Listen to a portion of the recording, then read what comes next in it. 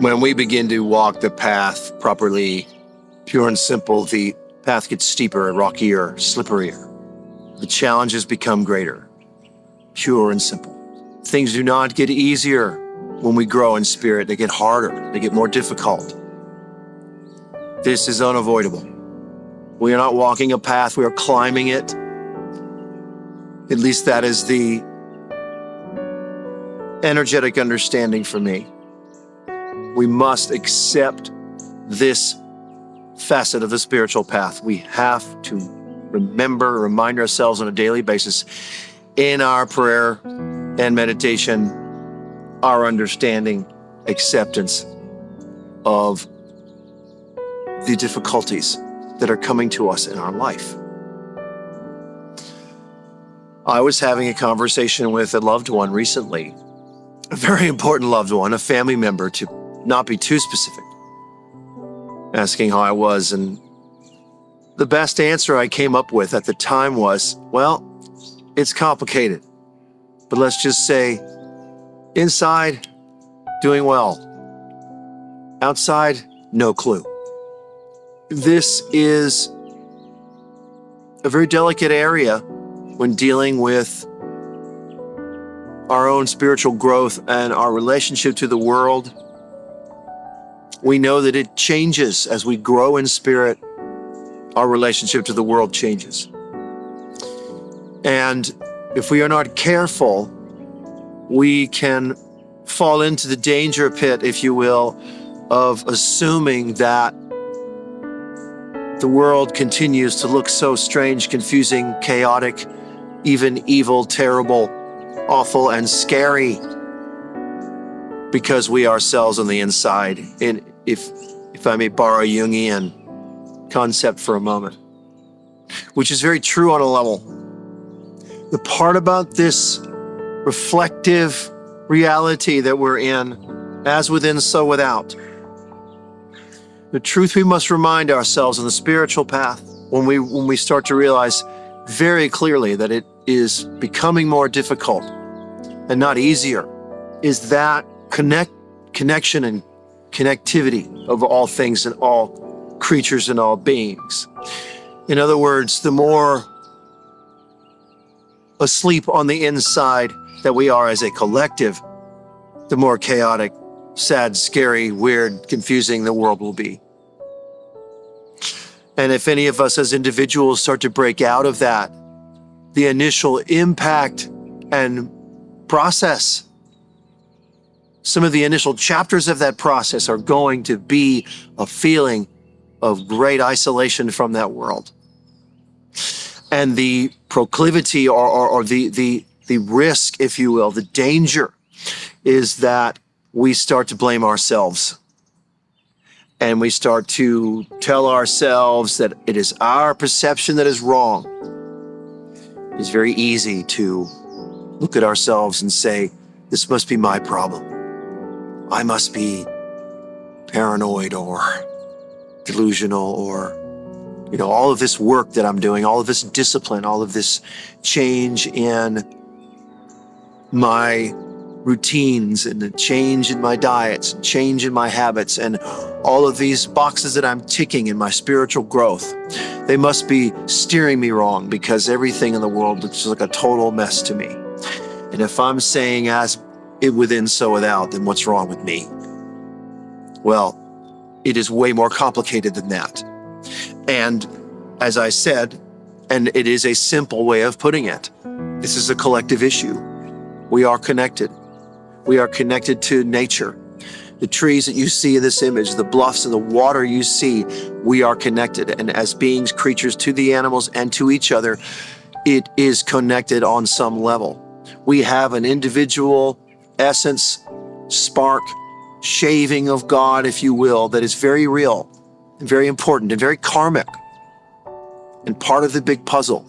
But the big puzzle must come to wake up at a more critical mass. As a sort of regular critical mass doesn't seem to be enough. I think we need to come to a more critical mass, a more criticaler mass, if you will, of growing in spirit and waking up to that and seeing seeing the proper reflection out in the world as we come to the truth inside. And as that grows, the world itself and what we see, and as we see it, can change. There is no other way. As much as someone like Carl Jung could, with a wink, say, hey, it's all inside of you, and this is a reflection, and at that intellectual level, that person might be correct. If you stick to everything being psychology, which it is not, of course, because God's universe and the spirit of things is way more complicated than can be written down in any science or philosophy by man and woman. God's mystery is greater than any psychology. We must embrace that connection without losing our sense of sovereignty. And I've talked about this in other talks, that it must be absorbed properly and fully. And one of the ways to do that is to take in the other talks. We must have sovereignty and unity.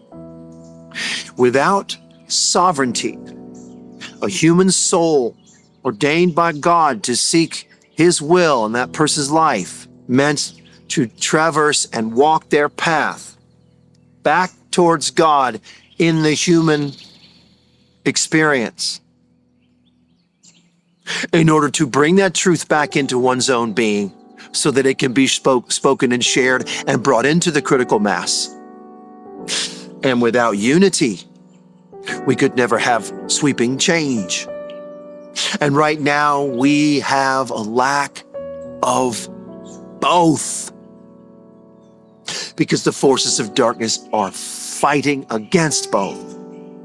This is the glorious trick and horrible trick of the devil. It is, I will keep you divided from yourself, and I will keep you divided from your God, your nature, your surroundings, each other, the kingdoms of the earth, plant, and animal. The awful trick, the energy of the adversary in the world and in human life on this earth, which has infiltrated our civilizations. That energy understands, because it is fallen. That energy is fallen. God is the creator of it all. But this energy is fallen and chosen to stay that way because of the power that it can hold for itself through deception. Knows all about the truth of sovereignty and unity, and therefore it plays against both of those forces in our lives, in the world. Sovereignty and unity. We must come back to God and find our spiritual path, which is an uphill one, as an individual. At the same time, understanding, respecting, appreciating the truth of when we do not see the changes in the world, when the outside does not match the inside anymore, we appreciate the truth of unity.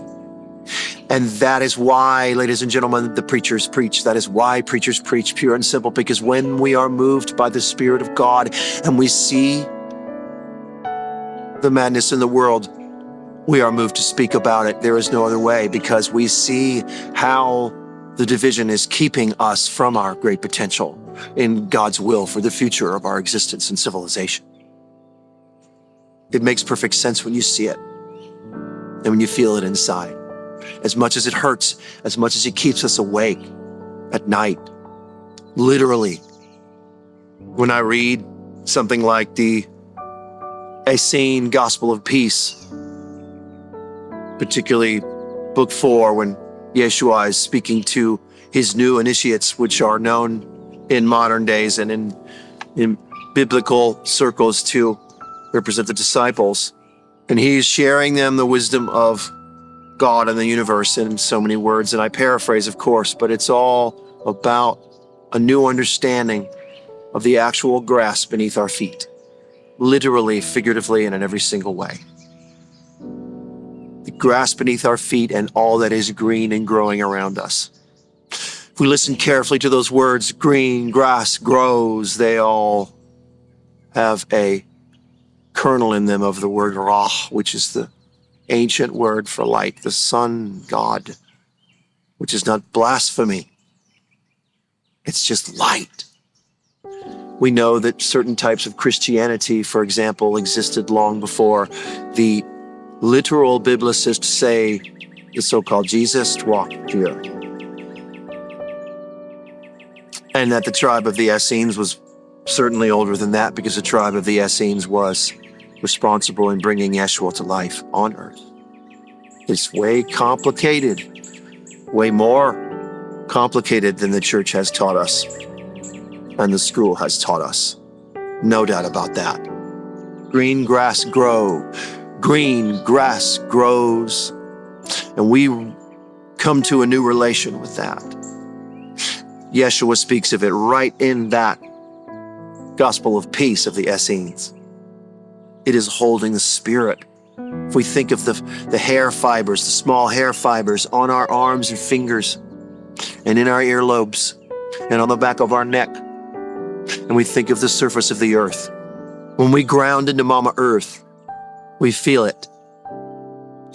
And those hair fibers, ask any Rastafarian who doesn't cut one's hair most of the time, they will give you an explanation, their explanation of how hair is sacred in a certain way. You think of the fibers on the surface of Mama Earth, and it allows the sense of the nerve endings of the tactile senses of our being to be a little more sensitive to our atmosphere. So imagine Mama Earth's connection to us and how it feels us. In sun gazing circles, they talk about you want to be barefooted right on the dirt because it's going to ground you in properly. But most of the time, when we're grounding into the earth, we're dealing with grass. And in the Gospel of Peace by the Essenes, Yeshua is talking about the grass. For paragraph after paragraph, Christ is talking about the grass, the hair fibers of Mama Earth. It's how Mama Earth feels us. It helps Mama Earth feel us. We are not human beings. We are light, spiritual beings having a human experience in a flesh body. There are, I suppose, many ways of saying that, but that is the way I'm going to say it. And I'll say it one more time. We are not human beings. We are spiritual light beings having a human experience, which is an animal experience. There is a dichotomy to that experience which brings out the greatest of learning in our soul's existence. Hallelujah, Hare Krishna.